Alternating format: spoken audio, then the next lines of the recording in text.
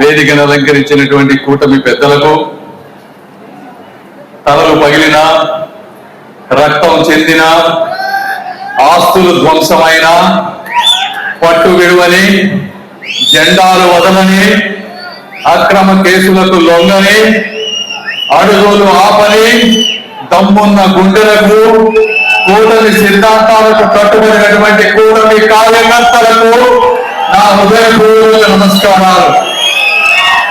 గత 2 సంవత్సరాలలో ఏ రాష్ట్ర చరిత్రలో గాని, ఏ సమయంలో గాని ఒక రాష్ట్రానికి రానున్నటువంటి నిధులు గాని, అదే విధమైనటువంటి ప్రాజెక్టులు గాని తీసుకువచ్చినటువంటి ఘనత ఈ కూటమి ప్రభుత్వానిది. ఈ రోజు మనం మాట్లాడుకున్నటువంటి సభ యొక్క ముఖ్య ఉద్దేశం గుడ్ గవర్నెన్స్.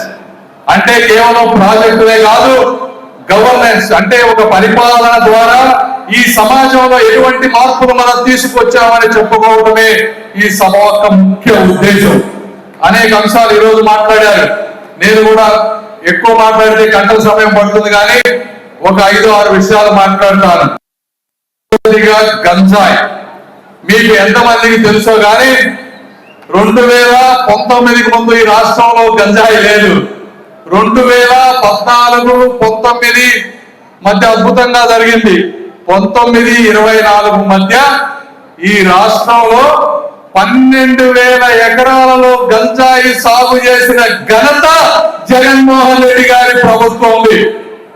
12,000 ఎకరాలు, ప్రతి గ్రామం, ప్రతి వీధి, ప్రతి పట్టణాన్ని గంజాయి వనంగా మార్చినటువంటి ప్రభుత్వం. మన ప్రభుత్వం వచ్చినప్పుడు ఆ రోజు చెప్పాం, వచ్చిన సమయం తర్వాత ఎట్టి పరిస్థితుల్లో ఈ గంజాయిని ఈ రాష్ట్రం నుంచి తీసివేస్తామని చెప్పాం.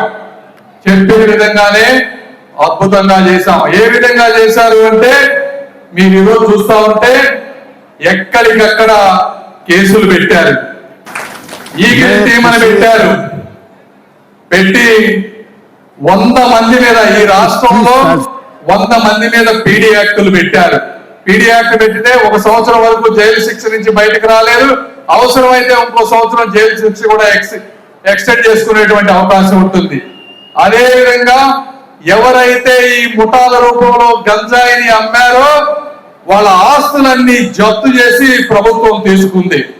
అదే విధంగా డ్రోన్లు పెట్టి ప్రతి ప్రాంతంలో సాగుని 12,000 ఎకరాలు ఆయన సాగు చేస్తే 0 ఎకరాలకి ఈరోజు గంజాయి రహిత రాష్ట్రంగా ఆంధ్రప్రదేశ్ ని చేసింది అంటే అది ఈ కూటమి ప్రభుత్వం యొక్క చిత్తశుద్ధి అని నేను తెలియజేసుకుంటా ఉన్నాను.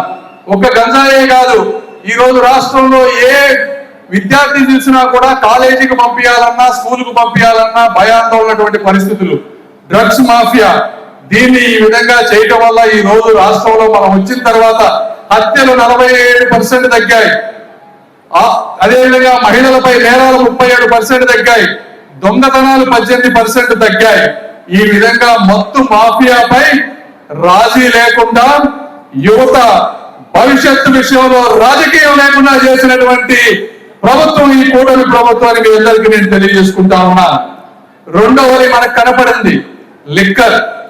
ఆ రోజులు 2014-19లో ప్రైవేటు పరంగా ఉండేవి. జగన్మోహన్ రెడ్డి గారు వచ్చిన తర్వాత ఆదాయం ఎలా సంపాదించాలో ఆలోచించి లిక్కర్ షాపులన్నీ ప్రభుత్వ పరం చేసుకున్నారు. ఆ రోజున చేసుకొని మొత్తాన్ని కూడా వాళ్ళకి కావాల్సినటువంటి కొత్త కంపెనీలు, president medal, special status, governor choice, legend, boom ఇలాంటి ఎవరికి తెలియని కంపెనీలు తీసుకొచ్చి కల్తీ మద్యాన్ని తీసుకొచ్చి 5 సంవత్సరాల్లో 1,00,000 కోట్ల రూపాయల లిక్కర్ అమ్మితే ఇందులో వైట్ రూపంలో డిజిటల్ పేమెంట్స్ లో తీసుకొచ్చినటువంటి ఆదాయం కేవలం 700 కోట్లు, అంటే దాదాపు 99,000 కోట్ల రూపాయలు క్యాష్ రూపంలో దోచుకొని ఈ రోజు వాళ్ళందరూ కూడా కోర్టుల చుట్టూ, జైళ్ల చుట్టూ, ఈడీల చుట్టూ తిరిగేటువంటి పరిస్థితి తీసుకొచ్చారు. మన గవర్నమెంట్ వచ్చిన తర్వాత మళ్ళీ ఒక పారదర్శకంగా యాక్షన్ చేశారు. ఎక్కడికక్కడ లిక్కర్ కల్తీ లేకుండా కంపెనీలన్నింటినీ బంద్ చేశారు. ఈ రోజు లిక్కర్ దాదాపు 50%, అంటే ఒకప్పుడు 1% కూడా వైట్ లేని డబ్బుని ఈ రోజు 50% ప్రజలు వైట్ రూపంలో లిక్కర్ కొనుక్కునేటువంటి పరిస్థితి తీసుకొచ్చారు. అంటే విషాన్ని విక్రయించే దందాకి ముగింపు పలికి ప్రాణాలు కుటుంబాలను కాపాడబడేటువంటి కార్యక్రమానికి శ్రీకారం చుట్టాం. మూడవది ఇసుక పాలసీ. ఆ రోజు ఈ రోజు చూస్తే ఇసుకంతా ఆంధ్రప్రదేశ్ రాష్ట్రంలో ఉత్పత్తి అయ్యేటువంటి ఇసుక హైదరాబాద్, కర్ణాటక, చెన్నై పక్క రాష్ట్రాలకు తరలి వెళ్ళింది. ఇక్కడ పేరుకి ఆన్లైన్ లో చూపించారు కానీ మొత్తం బ్లాక్ మార్కెట్ లో అమ్మారు. ఒక ట్రాక్టర్ ఇసుక 10,000 రూపాయల చొప్పున అమ్మారు ఆ రోజున. ఈ రోజు మన గవర్నమెంట్ వచ్చిన తర్వాత ఇసుక అంతా కూడా ఫ్రీగా చేశారు. కావాల్సిన అంటే అప్లోడ్ డౌన్లోడ్ కొంత లేబర్ ఛార్జెస్ తప్పించి ఈ రోజున మొత్తం కూడా ఇసుకంతా కూడా అక్కడక్కడ చిన్న చిన్నవి ఉంటే ఉండొచ్చు కానీ ప్రభుత్వ పరంగా ఒక విధాన పరంగా ఒక ముఖ్యమంత్రి ఏమి చేయాలో అన్ని చేసినటువంటి వ్యక్తి గౌరవ ముఖ్యమంత్రి శ్రీ నారా చంద్రబాబు నాయుడు గారు. అంటే మాఫియా చేతుల్లో ఉండే ఇసుకని ప్రజల చేతుల్లోకి తీసుకువెళ్ళినటువంటి ప్రభుత్వం ఈ కూటమి ప్రభుత్వం అని మీ అందరికీ నేను తెలియజేస్తా ఉన్నా. సాగునీటి ప్రాజెక్టులు ఒకప్పుడు చూసుకుంటే కేవలం బటన్ నొక్కితే సరిపోతుందని చెప్పి సాగునీటి ప్రాజెక్టులన్నిటినీ పండుబెట్టారు. ఈ రోజు మీరు చూస్తా ఉంటే పోలవరం పరిగెడతా ఉంది, అక్కడ రాయలసీమలో హంద్రీ నీవా వెళ్తా ఉంది, వచ్చిన 100 రోజుల్లో కుప్పం ఆఖరి గ్రామానికి నీళ్లు తీసుకువెళ్లారు. ఇక్కడ గుంటూరు ఛానల్ ఎక్స్టెండ్ అవుతా ఉంది. పల్నాడులో తీసుకుంటే వరికపొడి సెల కూడా అది కూడా 50 సంవత్సరాల కలని అక్కడ ప్రజలు కూడా ఈ రోజు సాధించుకునేటువంటి పరిస్థితి.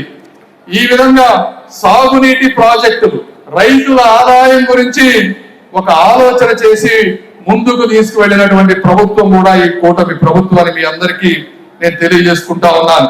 కాలువల్లో పారే నీరు రైతుల ముఖాల్లో చిరునవ్వుగా మారే విధంగా చేసిన ప్రభుత్వం కూడా ఈ కూటమి ప్రభుత్వాన్ని మీ అందరికీ నేను తెలియజేసుకుంటా ఉన్నాను. 5వది రోడ్లు. జగన్మోహన్ రెడ్డి గారు అనుకున్నారు ఓట్లు ఇవ్వమని చెప్పి రోడ్లన్నింటినీ మర్చిపోయారు.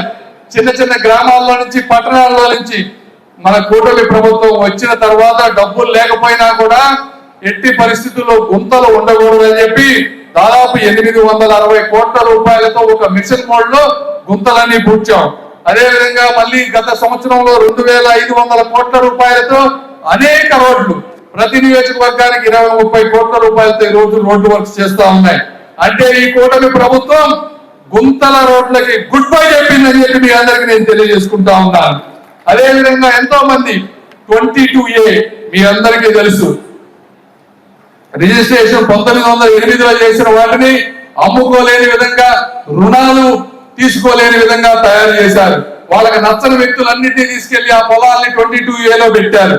మళ్ళీ మనం వచ్చిన తర్వాత గౌరవ ముఖ్యమంత్రి గారు అనేక రివ్యూలు చేసి మీరు ఇందాకే విన్నారు అక్కడ ఒట్టి చెరుకూరు ప్రాంతం నుంచి వచ్చినటువంటి రైతులు ఏ విధంగా ఆనందపడతా ఉన్నారు అనేది.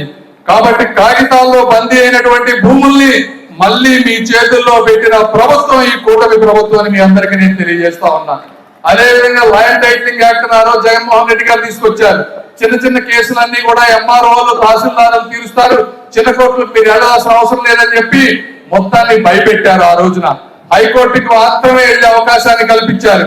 మళ్ళీ మనం వచ్చిన తర్వాత మొత్తం రీసర్వేలు చేసి ఈ రోజున ఎన్నో లక్షల పాస్ పుస్తకాలు ఈ రోజునటువంటి ప్రతి ఒక్కరికి కూడా జగన్మోహన్ రెడ్డి గారి బొమ్మ తీసేసి కొత్తగా ఇచ్చేటువంటి పరిస్థితి. అదేవిధంగా